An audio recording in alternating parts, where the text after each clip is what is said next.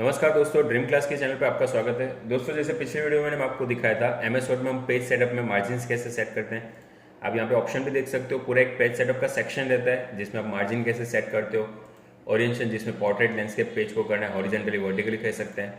Even अगर आपको size set करनी है पेज की तो वो भी आप यहाँ पे सेट कर सकते हो। अब उसी में हमारा दूसरा टॉपिक आता है कॉलम। जैसे मैंने आपको पिछले वीडियो में बताया था कि हम कॉलम में टाइपिंग कैसे करेंगे। जैसे मैंने वहाँ पे कर्सर का आपको एक डिस्प्ले भी दिखा रहा है कि किस तरीके से उसमें कॉलम डिवाइड हो रही है। तो इसमें हम जैसे करते हैं, जैसे हमारे पास पूरा टाइपिंग यहाँ पे है पेज हमारे पास। इन पूरे पैराग्राफ को आपको सिलेक्ट करना है। सबसे पहले जैसे आपने पैराग्राफ को सबको सिलेक्ट कर दिया, उसके बाद आप कॉलम में जाइए। कॉलम में आप देखेंगे पहले सिंगल वन कॉलम आपको दिखा रहा है, आपको टू कॉलम डिवाइड करना है। डायरेक्ट देखिए वो टू कॉलम में डिवाइड हो चुका है। उसी को वापस सिलेक्ट करके कॉलम क्लिक करेंगे, उसमें आप थ्री कॉलम डिवाइड कर दो, थ्री। उसी में क्लिक करके लेफ्ट, तो लेफ्ट में ऐसा हो जाएगा कि लेफ्ट साइड कॉलम का पैराग्राफ कम रहेगा और राइट साइड ज़्यादा। उसी में अगर आप करोगे राइट, तो राइट साइड कम रहेगा तो लेफ्ट साइड ज़्यादा रहेगा। मतलब इसमें ये पूरा सेटअप यहाँ पे दिया हुआ है। इवन उसके अलावा आप उसमें मोर कॉलम्स भी देख सकते हैं, यानी उसके ज़्यादातर ऑप्शन आपको मोर कॉलम्स में दिखेंगे। मोर कॉलम में आप देखेंगे जैसे थ्री आपने किया था कॉलम, तो नंबर ऑफ कॉलम अभी थ्री है। मैक्सिमम आप कितना करना चाहते हैं, लेकिन मैक्सिमम से मैक्सिमम 12 कॉलम तक ही आप इसको डिवाइड कर सकते हो। अभी मैंने यहाँ पे 12 कॉलम रखा है और मैं उसको ओके कर रहा हूँ, तो देखिए आपको पूरा पैराग्राफ 12 कॉलम में डिवाइड हो गया। अब आपका क्वेश्चन होगा कि 12 कॉलम में तो हम पैराग्राफ पढ़ नहीं सकते, लेकिन आपने ज़्यादातर इंग्लिश डिक्शनरी जो भी होती है उसमें देखा होगा वो लोग ऐसे ही कॉलम डिवाइड करके लिखते हैं। इवन अगर आपने ग्रामर की बुक देखी हो तो उनमें उनके सिर्फ वर्ड्स होते हैं, पूरे सेंटेंस या पैराग्राफ की जरूरत नहीं पड़ती, तो वहाँ पे ये लोग कॉलम को डिवाइड कर सकते हैं। लेकिन फिर भी उसमें 12 तो नहीं होगा, तो हम यहाँ पे पहले कंट्रोल ए करके सिलेक्ट करते हैं। उसी मोर कॉलम्स में ज़्यादा से ज़्यादा अगर हम रखें तो 4 कॉलम रखना हो, 5 कॉलम रखना हो, तो जितनी आपको रिक्वायर है उस हिसाब से आप कॉलम सेट कीजिए, जिससे आप प्रॉपर इसमें सेट कर सकते हो। उसी मोर कॉलम्स में देखिए, जैसे आप पास में देख रहे हैं लाइन बिटवीन, यानी बीच में एक लाइन दिखाएगा। देखिए सब में एक एक बीच में लाइन दे गया। मतलब अगर लाइन आपको दिखानी है कि नहीं दिखानी वो आपके ऊपर है, आप कैसे सेट कर रहे हो। उसी हिसाब से वापस मोर कॉलम्स में देखेंगे, यहाँ पे आपको स्पेसिंग भी मेंटेन करने के दिखा रहा है। इक्वल कॉलम विथ, सबकी कॉलम विथ इक्वल रख रहा है, क्योंकि ऑब्वियसली जितने भी आपके पैराग्राफ डिवाइड हो रहे हैं उसकी कॉलम विथ फिक्स रहेगी। तो आप एक में भी स्पेसिंग चेंज करो, ऑटोमेटिकली उसकी विथ चेंज करेगा। ओके करने पे उस हिसाब से वो सेट कर दिया। तो इसी मोर कॉलम्स में आपको जैसे सेट करना है वैसे आप सेट कर सकते हो। नीचे आपने देखा जैसे स्पेसिंग है, विथ है, कितना आपको प्लस माइनस करना है। अगर आपने ये ओपन कर दिया इक्वल विथ को, तो आप अपने हिसाब से सब में चेंज करो। जैसे पहले के लिए 0.6, फिर दूसरे में 0.5, फिर तीसरे में। लेकिन इसमें कन्फ्यूजन क्या होगी, पैराग्राफ इतना प्रॉपर नहीं दिखेगा। पहले में स्पेसिंग ज़्यादा, दूसरे में कम, तीसरे में बहुत कम। उससे अच्छा आपको जनरली इसमें रखना है राइट इक्वल कॉलम विथ, सब में कॉलम की विथ और स्पेसिंग मेंटेन साथ में, तो वो प्रॉपर आपका पैराग्राफ शो करेगा और प्रॉपर आपको डॉक्यूमेंट अच्छे से मिलेगा। उसी में अगर आपको कॉलम में वापस वन कॉलम करना है तो वापस नॉर्मल जैसा था वैसा एज इट इज हो गया।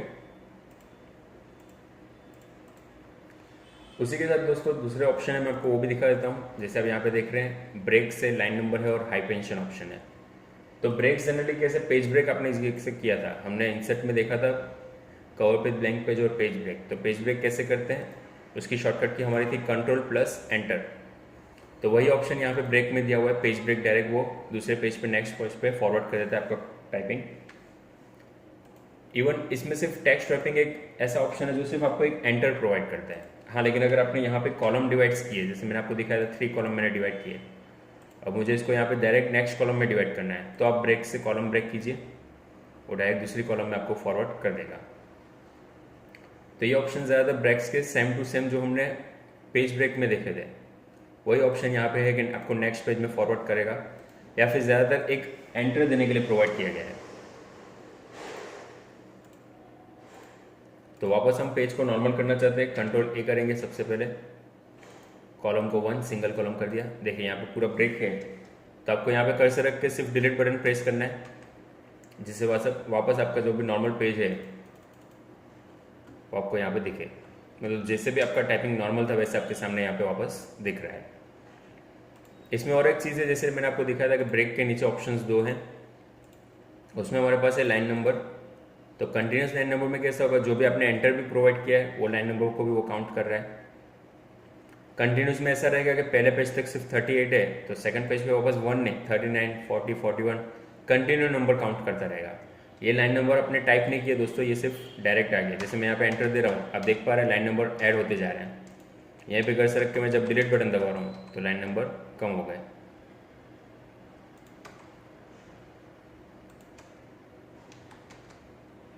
तो इस तरीके से आप लाइन नंबर को भी डायरेक्ट सेट कर सकते हो। उसी लाइन नंबर में अगर आप रिस्टार्ट ईच पेज रखो तो हर पेज वाइज अलग अलग होना चाहिए। जैसे कि आपने यहाँ पे देखा 38 तक, बाद में नीचे 1 to 3, 1 to 10 अलग से, मतलब हर पेज के लिए लाइन नंबर अलग अलग काउंट होंगे।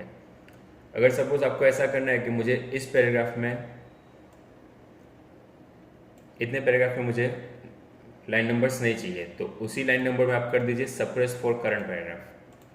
तो उतने पैराग्राफ को वो काउंट नहीं करेगा, वो ऐसे काउंट कर रहा है कि 8 नंबर के साथ साथ वो कनेक्टेड है और डायरेक्ट 9 नंबर से न्यू स्टार्टअप है। तो इस तरीके से आप लाइन नंबर डायरेक्ट काउंट कर सकते हो। अगर आपको पूरा पैराग्राफ लिख दिया है, उसमें फिर काउंट नहीं करना है कि कितनी लाइन्स हुई है, तो आप लाइन नंबर में डायरेक्ट कंटिन्यूस पे क्लिक कीजिए। अभी हमारे यहाँ पे सप्रेस फॉर करंट पैराग्राफ है, इसलिए उसको बंद करेंगे। तो आप कंटिन्यू देख सकते हैं, जितने आपने एंटर भी देंगे, इवन मैं लास्ट पे कर्सर रख के एंटर दे रहा हूँ तो देखिए वापस वो काउंट कर रहा है। इस तरीके से लाइन नंबर में अगर आप वापस नन कर दोगे, मतलब नॉर्मल जैसा था सेम एज इट इज हो गया आपके पास।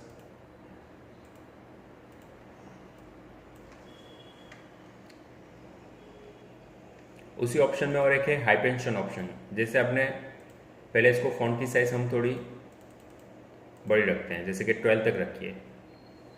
तो हाइपेंशन ऑप्शन का क्या यूज़ है वो समझते हैं। जनरली हम लोग जब भी टाइप करते हैं, जब भी नोटबुक में हम लिखते हैं, तो ज़्यादातर ऐसा होता है कि कोई लाइन ऐसे रह जाती है। जैसे कि फॉर एग्जांपल हम ये लिख रहे हैं कि फुटर्स के बाद यहाँ पे एक डैश देके हम लिखते हैं, कि जिससे मालूम पड़ता है वो नीचे से वहाँ से अलग हो रहा है।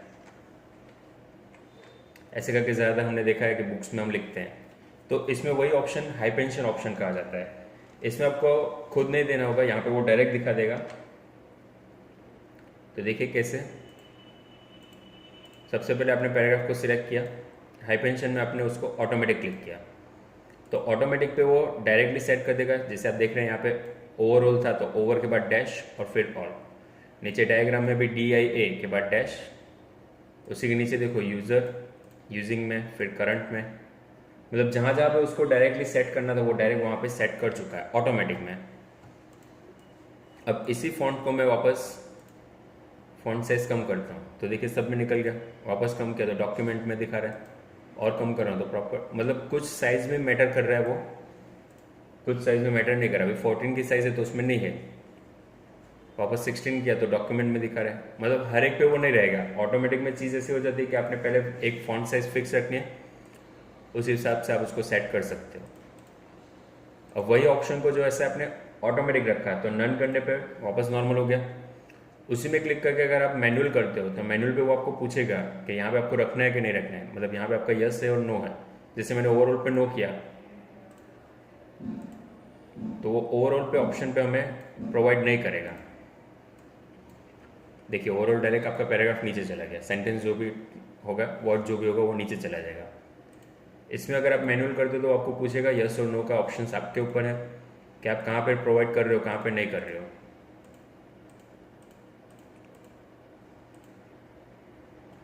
देखिए यहाँ पे मैंने यूजिंग पे दिया, करंट पे दिया, सेम एज इट इज यहाँ पे भी, मतलब जितनी जगह पे वो ऑप्शन उसने पूछा मैंने यस और नो किया तो उतने ऑप्शन पे यस किया तो वहाँ पे रहेगा, और नो किया तो डायरेक्ट निकल जाएगा। बाकी जनरली आप अगर ऑटोमेटिक रखते हो तो वो बाय डिफॉल्ट आपको सेट करके देता है। तो दोस्तों ये एक छोटी छोटी चीज़ है जो MS वर्ड के डॉक्यूमेंट में आपको बहुत कंपलसरी हो जाती है, जिसमें आपको यूज़ करना कंपलसरी है। ये पूरा पेज सेटअप इसी के लिए कि आप एक प्रिंट के साथ साथ अपने डॉक्यूमेंट को कैसे अच्छे से और अट्रैक्टिव बना सकते हो। दोस्तों अगर आपको वीडियो पसंद आए तो वीडियो को लाइक कीजिए, कमेंट कीजिए और शेयर करना ना भूलिए। दोस्तों आप न्यू यूज़र है, अगर आपने अभी तक हमारे चैनल को सब्सक्राइब नहीं किया तो सब्सक्राइब जरूर कीजिए, जिससे हमारी आने वाली वीडियोस आपको नोटिफिकेशन में मिलती रहे। धन्यवाद।